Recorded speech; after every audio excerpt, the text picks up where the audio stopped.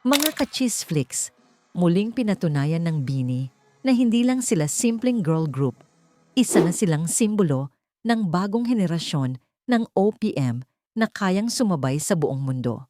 Matapos ang matagumpay nilang debut noong Weekend Isa, bumalik ang Nations Girl Group sa Coachella para sa Weekend 2 at mas pinaganda pa nila ang lahat.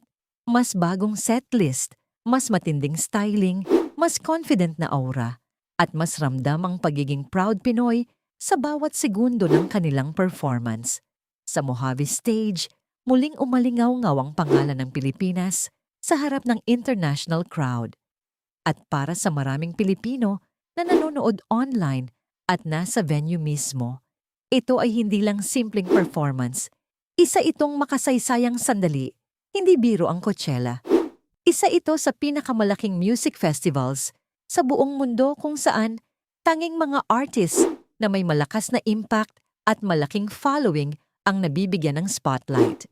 Kaya para sa isang Filipino girl group na makatuntong sa stage na yon, 2 weekend pa, ay isang bagay na dati ay parang imposibleng pangarap lang.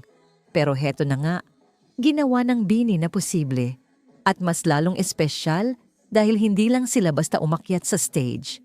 Nagpakitang gilas sila at iniwan ng marka ng Pilipinas sa international music scene. Kung noong unang linggo ay nagsimula sila sa Siagidi, ngayong Weekend 2 ay binuksan nila ang stage sa Strings. Isang mas fierce at mas powerful na opening number na agad nagbigay ng mataas na energy sa buong venue. Pagpasok pa lang ng intro, ramdam na agad na may bagong sorpresa. Lumabas ang 8 miyembro, suot ang kumikinang at edgy na outfits. Pagkatapos ay biglang nagpalit ng metallic purple at rose gold looks habang nasa performance pa. Isang mabilis na wardrobe change na lalong nagpabilib sa audience dahil hindi lang vocals at sayaw ang dala nila, pati world-class production value. Maraming fans ang nagsabi na mas matapang at mas polished ang aura ng BINI ngayong Weekend 2. Kitang-kita raw na mas kampante na sila sa entablado, mas buo ang chemistry at mas lumabas ang individuality ng bawat miyembro.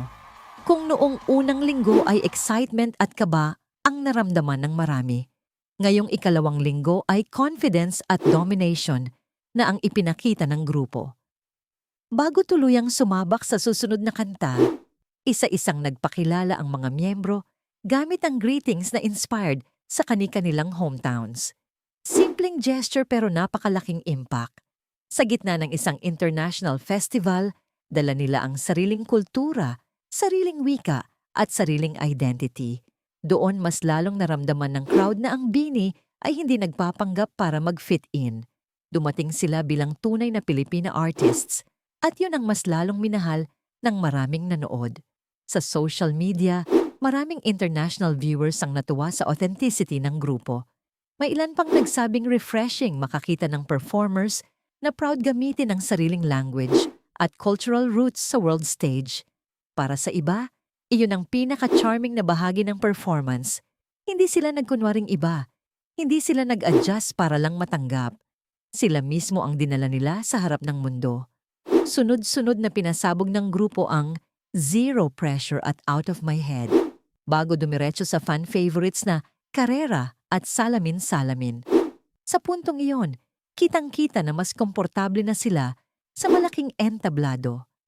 Mas relaxed ang galaw, mas natural ang karisma at mas buo ang connection nila sa audience. Para bang hindi na sila first-timers, parang veteran performers na sanay sa ganitong level ng spotlight. At syempre, hindi rin nagpahuli ang kanilang visuals. Bawat miyembro ay may sariling standout moment. Si Maloy, dala ang signature bangs at shimmering eye glam. Si Mikha, sleek high ponytail at fierce stage presence. Si Joanna, eleganteng look na bagay sa kanyang pagiging leader.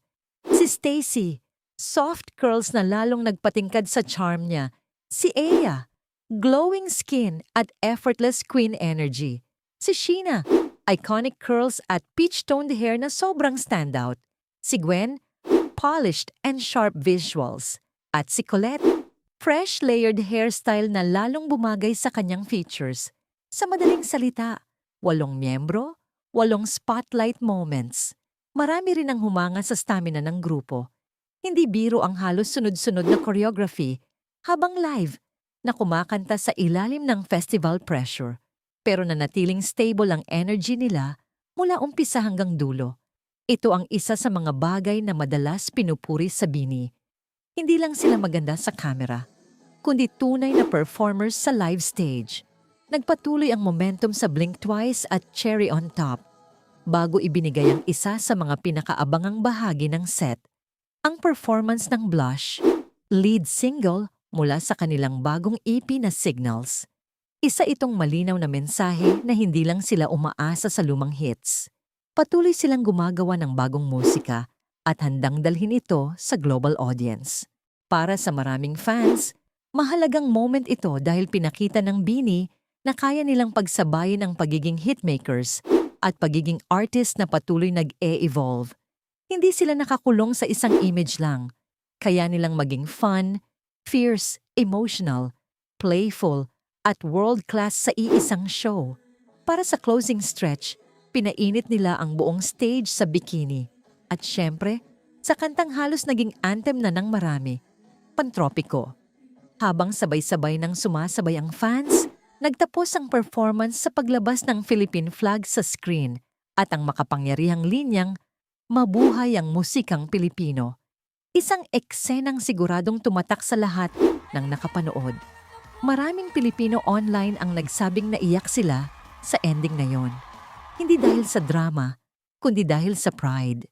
Sa wakas, may grupong Pinoy na nasa isa sa pinakamalaking entablado sa mundo at buong tapang na ipinapakita ang watawat ng Pilipinas. Isang eksenang dati ay pinapangarap lang ng marami. Mas lalong naging espesyal ang Weekend 2 dahil inialay rin ng grupo ang performance na ito sa ABS-CBN. Ang kumpanyang naniwala sa kanilang pangarap noong wala pang naniniwala. Isang pasasalamat at pagkilala sa pinagmulan nila. At para sa fans, isa rin itong paalala na ang tagumpay ng BINI ay bunga ng mahabang laban, sipag at pananatiling totoo sa kanilang pangarap. Kung babalikan ang simula ng grupo, dumaan din sila sa mga tahimik na taon. May panahong hindi pa ganoon kalaki ang crowd. May mga pagkakataong sila mismo ang nangangarap ng mas malaking break. Ngunit unti-unti, sa tulong ng tiyaga, consistency at suporta ng Blooms, narating nila ang puntong ito. Mula sa local stages hanggang Coachella stage, isang journey na inspirasyon hindi lang sa fans, kundi sa kahit sinong may pangarap. At hindi pa rito nagtatapos ang lahat. Matapos ang Coachella, nakatakda rin silang mag-perform sa Grammy Museum para sa Global Spin Live. Isa na namang malaking international platform ang kanilang pupuntahan. Ibig sabihin, tuloy-tuloy ang paglawak ng pangalan ng BINI sa labas ng Pilipinas. Ngayon, isang tanong ang bumabalot sa marami. Ano ang susunod? World tour ba? Billboard charts? International collaborations? Mas malalaking festivals? Kung pagbabasehan ang nangyari sa Coachella, malinaw na simula pa lang ito. Ang dating grupong namimigay lang ng flyers, ngayon ay gumagawa na ng kasaysayan sa world stage. Mga ka-Chisflix, proud ka rin ba sa ginawang ito ng BINI? Sa tingin mo, ano ang susunod nilang malaking milestone? Comment down below at huwag kalimutang mag-like, subscribe at i-share para sa mas maiinit pang balita at trending updates. Subscribe para sa mga susunod na ulat at chismis. Chisflix sana!